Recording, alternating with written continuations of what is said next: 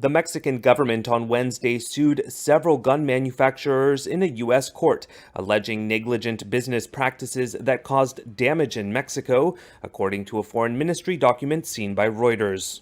The civil suit alleges that units of Smith & Wesson, Barrett Firearms, Colt's Manufacturing Company, Glock Incorporated, Sturm, Ruger & Company, and others knew their business practices generated illegal arms trafficking in Mexico, the document said. Mexican officials said on Wednesday that Mexico is seeking compensation for damages, which are estimated at as much as $10 billion.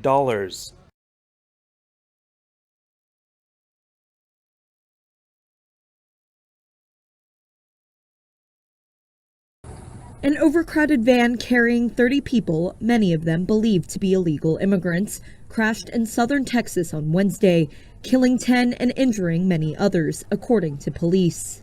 Local officials said around 4 p.m. local time, the van veered off Highway 281 in Encino, Texas, about 50 miles north of McAllen.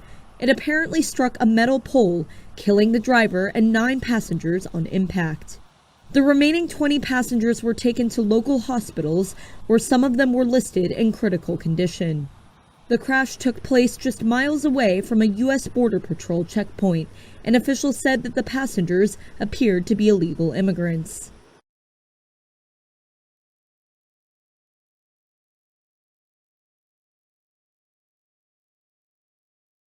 His 4-year term formally began on Tuesday, but Iran's new president Ebrahim Raisi will take the oath of office before parliament later today.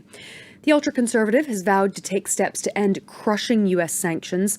He takes over from Hassan Rouhani, who negotiated the 2015 nuclear agreement with 6 world powers. The U.S. withdrew from that deal under Donald Trump, and Raisi will now take over stalled international talks.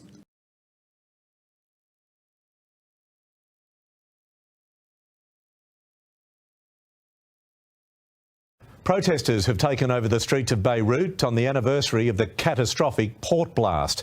With families furious, no one has been held to account.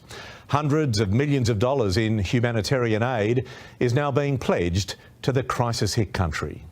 Red-hot anger burns on the streets of Beirut as families of the dead demand justice. Protesters targeting parliament and police cars. There's sticks and rocks set against water cannons, tanks and tear gas. It's been 1 year since this blast killed more than 200 people and injured thousands. Still, no senior Lebanese official has been held to account, and families of the victims want to know why.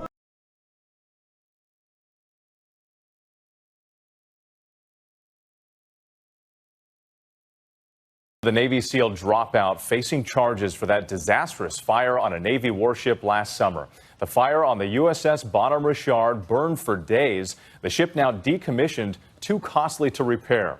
Tonight, newly unsealed documents revealing details from the investigation. Here's ABC's Stephanie Ramos.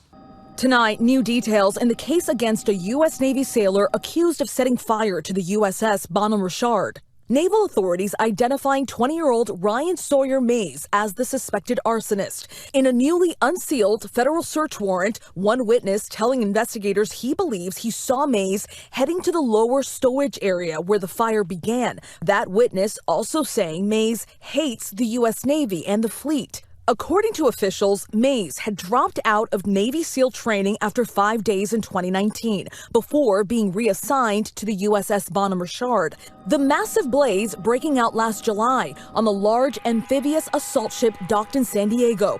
At least 71 people were injured. Investigators finding a bottle that tested positive for highly flammable liquids and evidence of a tampered crime scene, including fire hoses that had been disconnected.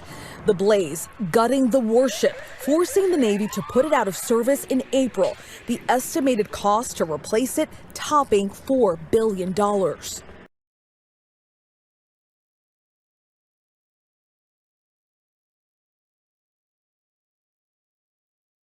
Zimbabwe is deploying soldiers to neighboring Mozambique as part of the Southern African Development Community Standby Force. More than 300 troops will help train Mozambique's army to fight an armed group affiliated to ISIL in the north of the country. Botswana and South Africa have already deployed. Other countries in the 16-member regional bloc are considering doing the same. Regional states are not the only ones getting involved. Portugal, the EU, and the United States are training Mozambique's army. Rwanda already has soldiers on the ground. The East African country says it's killed some fighters and its army is pursuing others.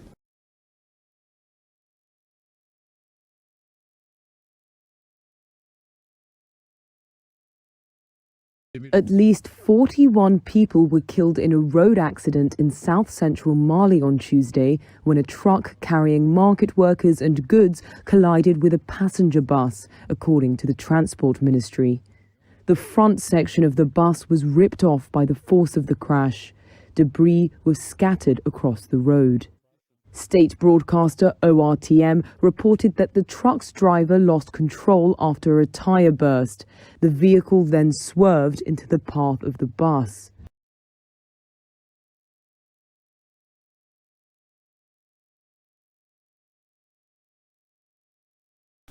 For almost a week now, Gebretensai Gebrekorostos, an Ethiopian farmer in Sudan's eastern Kassala state, has been playing the role of gravedigger. The banks of the Sitate River that flows between the two countries has been carrying the bodies of Ethiopians he says are from Humera in Tigray, where a conflict has been raging for nearly a year now. We were called in about 5 days back when the first bodies started appearing. Since then, we've been burying people nearly daily. Most come with their hands tied behind their backs. Some had gunshots wounds in the head, others in the back. We buried more than 40 so far.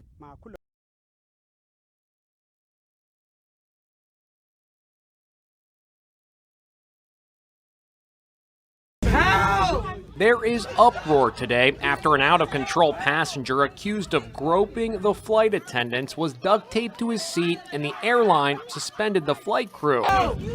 At first, Frontier Airlines suspended the crew, saying in a statement, "Unfortunately, the proper policies for restraining a passenger were not followed. As a result, the flight attendants involved have been suspended pending further investigation."